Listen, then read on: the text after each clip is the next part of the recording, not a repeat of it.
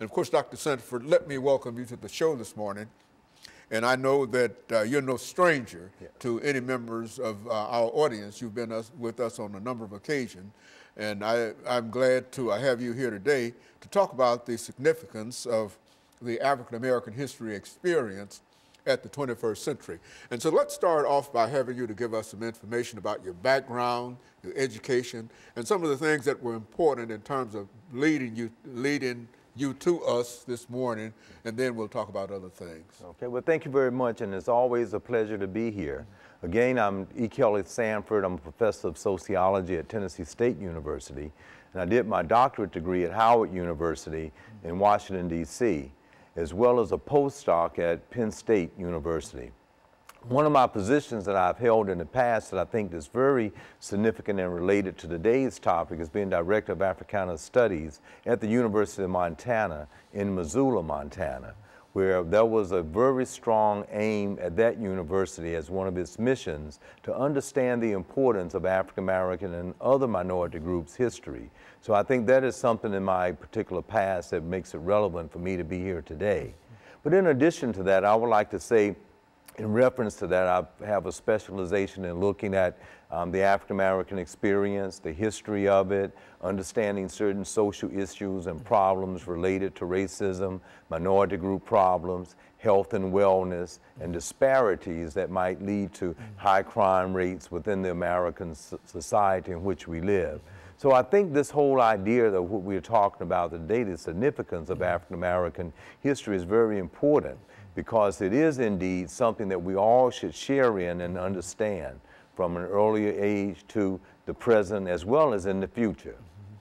You know, as a matter of fact, this is the beginning of the African American history experience known as the African American History Month. And you might say a word or two in reference to the African American History Month, Dr. Sanford, and then we'll get into why African American history is important. But let's start off by having you to say something about why this month of February is important. Okay, and I would like to try to give significant credit to Dr. Carter G. Woodson.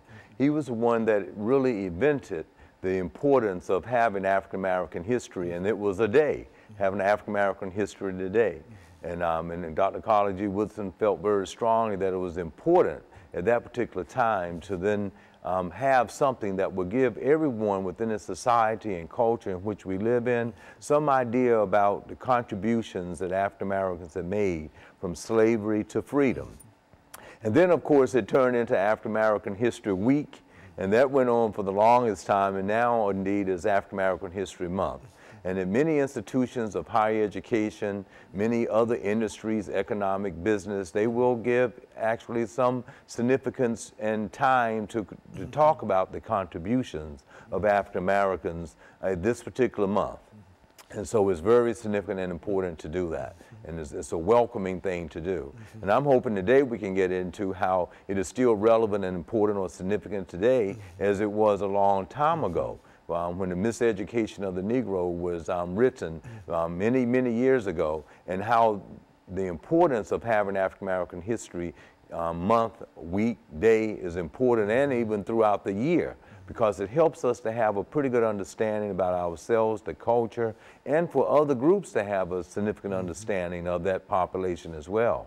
As a matter of fact, I think, as you mentioned, Dr. Carter G. Woodson believed that unless we had the understanding of all ethnic groups within the United States, we really wouldn't have a good understanding of what America is all about.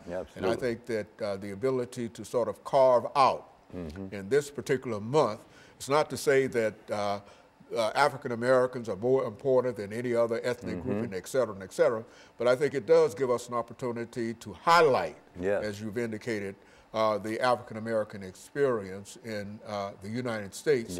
And I think, as you indicated earlier, from slavery to freedom. See, we were the only group that were slaves in a real sense in America. And so I think that our story is especially good. And so what we'll do, we'll take our first commercial break, and then we'll come back and we'll allow you to talk about the importance of the African American history experience. And we'll be back with our audience following this very, very short commercial break.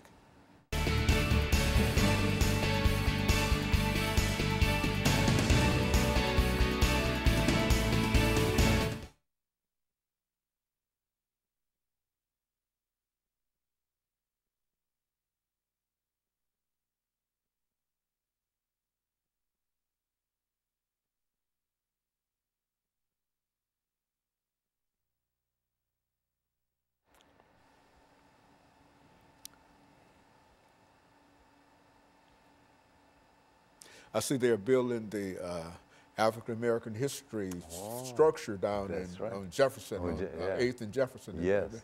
Yeah, it's going to be quite a large building. It really is. I was impressed by what I see, the structure of it going up. And so, yeah, it's... Ready when you all are. Okay.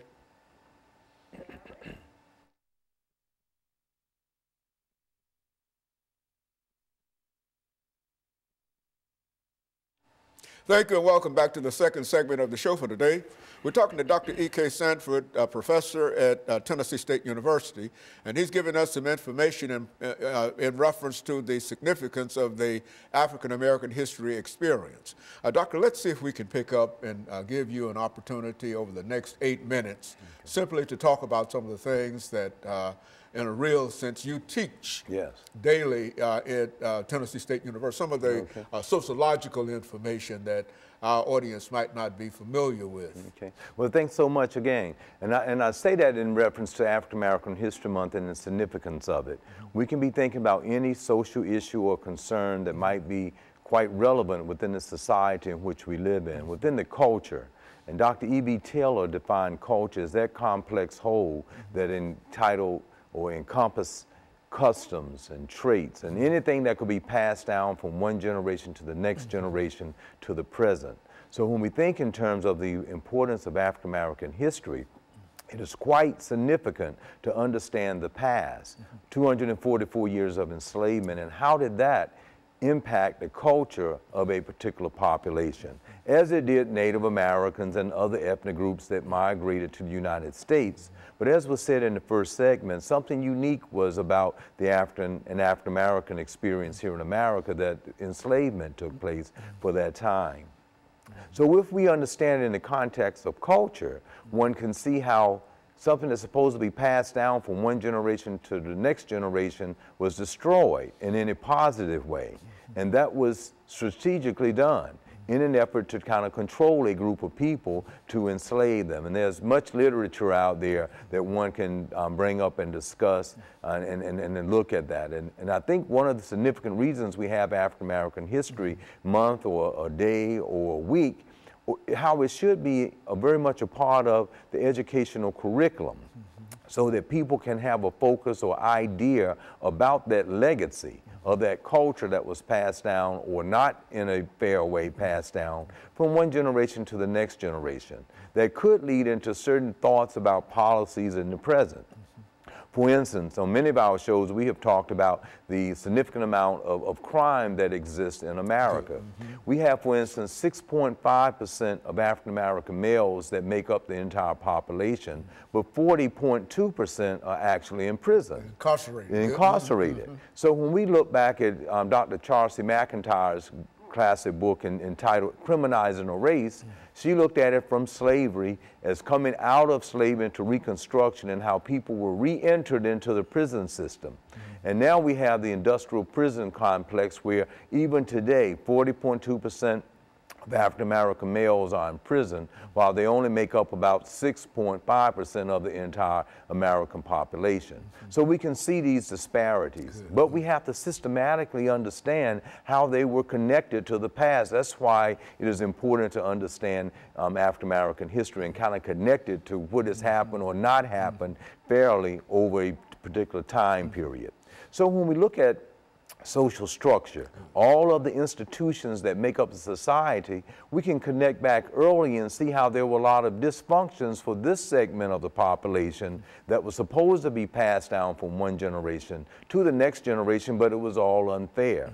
So when we look at disparities and statistics today, or social problems and issues that confront us with that particular ethnic group, you can see why, if we can understand how it's connected to what happened in the past to the very present. And that's not to say that a lot of positive things have not improved. With the advent of moving out of Plessy versus Ferguson in 1896, that was a law of the land to keep things segregated, separate but equal, that moved into 1954, given that we are talking about African American History Month with Thurgood Marshall, that became a Supreme Court justice that helped fight that and to overturn the Plessy case because it was inherently biased and unconstitutional. And that helped people move forward in a very positive way. However, given the legacy, it also caused a lot of inequity within families who would not have had education, that could not have socialized the next generation in the same way that the dominant group could. So there was a infiltration from the 50s to the 60s as the civil rights movement took place, to the 70s with the Black Power movement, the Black Panther movement, to the 80s and with affirmative action, and now you have the millennials born in the 90s who might have this sense that they don't have any connection to what happened in the past to what's going on right now. And that is very relevant and important for groups of people to know the history, as well as the dominant group. And everyone who's improving, going into law, becoming a congressman or a senator, or even a president, to understand that interconnectedness, because it's in that connecting those dots of what happened to the past to the present that gives us some understanding of what's going on right now in the present. As a matter of fact, as you made those statements, I was thinking that that's essentially what Dr. Woodson was talking about, Carter G. Woodson was talking about. That is, unless we understand and we see the situation of Africans within the context of the American experience, then we really don't understand what America is all about. And I think that I like that statement, those statements there. Yes. And just go on and develop it as you so desire. Okay, and that's so true, but it's important not only for all ethnic groups, because when we talk about African American history, we're talking about a fairness within curriculum. And that was one of the things that I'd actually worked on as a movement in diversity in higher education. And that became institutionalized throughout America with the hopes that in elementary, junior high, high school, and curriculums in higher education would move toward much more information related to diversity among all ethnic groups. I teach a class that's called Minority Group Problems, where we can have a pretty good understanding of every minority group and what are some of the systematic injustices that might occur within the society that might prevent fairness. And some of this might be related to illness, health and wellness, such as obesity rates or heart attacks or high blood pressure. Some of those things can come from the invisible nature of oppression and cause depression and stress that might cause one ethnic group to unfairly have to experience it in comparison to another. We even look at social class differences, how you can have some who in the upper class and to the upper middle class across all ethnic groups that might have the systems that are present in society in a much fairer way, might have better health and wellness, while those in the lower class and in poverty might be born into a particular situation that would influence certain behaviors, and that behavior might lead to high crime rates, overweight and obesity, and deaths. Very good. And so what we'll do, Doctor, we'll take our second commercial break, and we'll be back with our audience following this very, very short commercial break.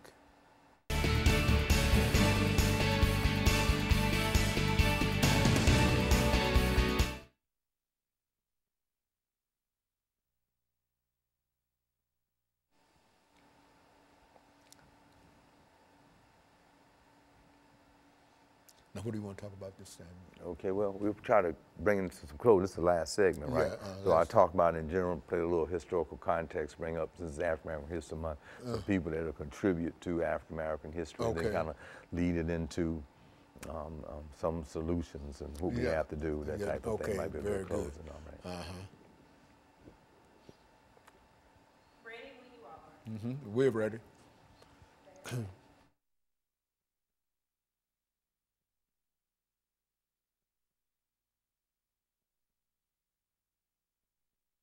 Thank you and welcome back to the final segment of the show for today. We're talking to Dr. EKSanford from Tennessee State University, and he's giving us some information in reference to the significance of the African American experience in American history. And I think, Doctor, you've already given us a good overview in terms of the experience, some of the experiences of the African American in American history. And I think that one of the things that you talked about has to do with the institution of slavery. And as long as we understand get a better understanding, we can understand some of the issues that Africans have to face and how we have been able to, overcome a number of things. Let's pick up where you would like to do this last segment. All right, and I would like to try to suggest that there's a reoccurring pattern, I feel, of those millennials that are born into the 90s up to the present and coming forth. The parents have to be vigilant and understand that they need to try to help this generation and those to follow of the importance of understanding the history and the backdrop, if you will, of not only all ethnic groups, but African Americans in particular. And not only African Americans, but every group of people that live in America, even that come here, that should be something that is very significant for them to understand, because we were such a part of the very fabric of the development of American society. And we are the only ones that have been described as a peculiar people. That's right. You see, and slavery made that for us. Nobody else had to undergo slavery. Yeah, that's right. And since you brought that up, Dr. Kenneth Stamp has this excellent book that was entitled The Peculiar Institution. And in that piece, he talks about that whole idea of grabbing a group of people by the millions and bringing them and stripping them of their culture. And that's why I brought that definition of it up earlier, because when you take away the culture, you're taking away the very core of a group of people. But to control a group, that's what you would want to do. So this is still out there, and it's important for people to know it. Not only that group that millennials need to be refreshed on, but the dominant group needs to know it too. And only so you can have a decent conversation about the very fabric of it. Now, if we think in terms of Alex de Tocqueville, he had a classic piece that was entitled Democracy in America. And he was a French philosopher, and when he came to America, he thought that, hey, America had this great penal or prison system, and it was highly advanced in comparison to the, quote, old world at that time, France.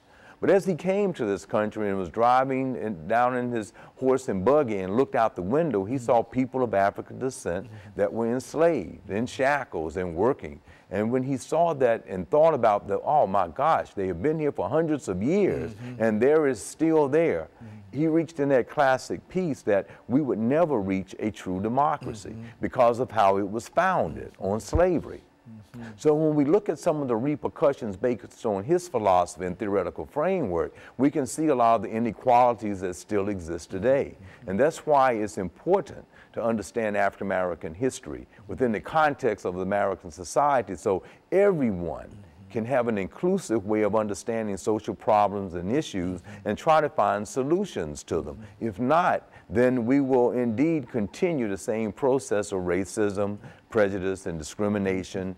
One segment of the population feeling that they are dominant over another one. Things in commercials showing inadequate type of fairness in actions and inclusiveness. So this is important.